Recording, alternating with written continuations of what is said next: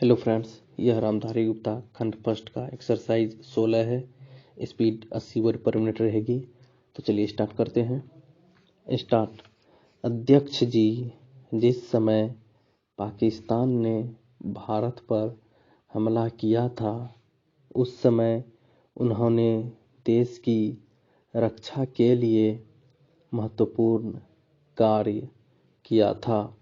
इसके साथ ही मैं मंत्री महोदय को यह भी स्मरण दिलाना चाहता हूँ कि शायद उन्होंने इस बात पर ध्यान नहीं दिया कि इस बार जो राष्ट्रीय पुरस्कार मिले हैं, उनमें रेलवे प्रशासन को केवल 2 ही प्राप्त हुए हैं।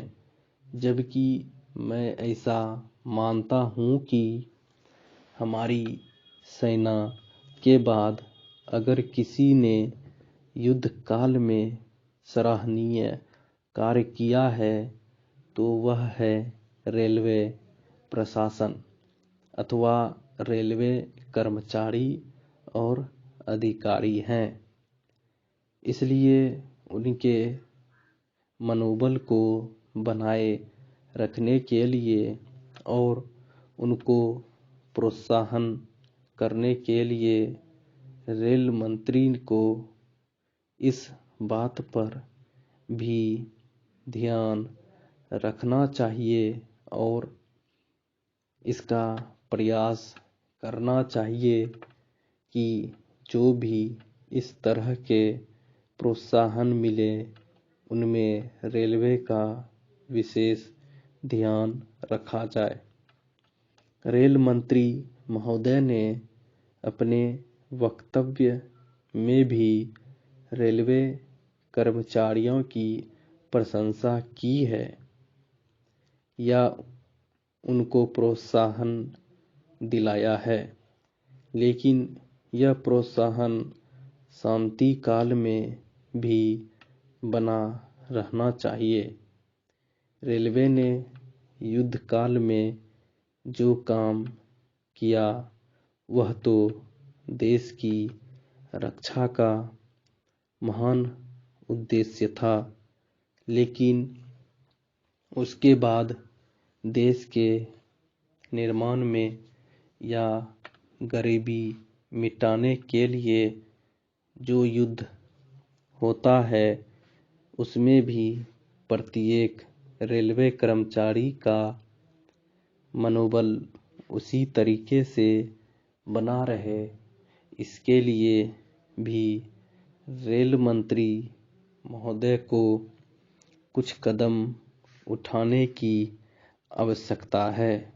मैं मानता हूँ कि वह किसी भी तरीके से करें, उनका तरीका कुछ भी हो, लेकिन उनको यह करना चाहिए कि जितने भी रेलवे कर्मचारी हैं, जो भी रेलवे को मुनाफा हो, उसमें वह साझीदार हों। चाहे आप उनको बोनस के रूप में कुछ दें, चाहे किसी और तरीके से दें, लेकिन हर वर्ग के रेलवे कर्मचारी को मालूम होना चाहिए कि यदि वह देश के निर्माण के संबंध में ठीक तरह से काम करेगा तो उसको पुरस्कार के रूप में या वेतन के अंश के रूप में अपने वेतन के अलावा पैसा मिलेगा। इसी प्रकार इस संबंध में मैं एक और सुझाव देना चाहता हूँ।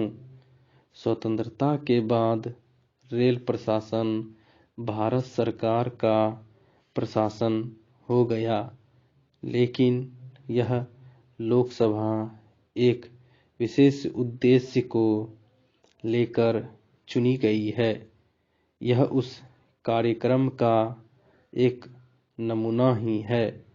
गांधी जी ने जीवन के सभी पहलुओं पर प्रकाश डाला था।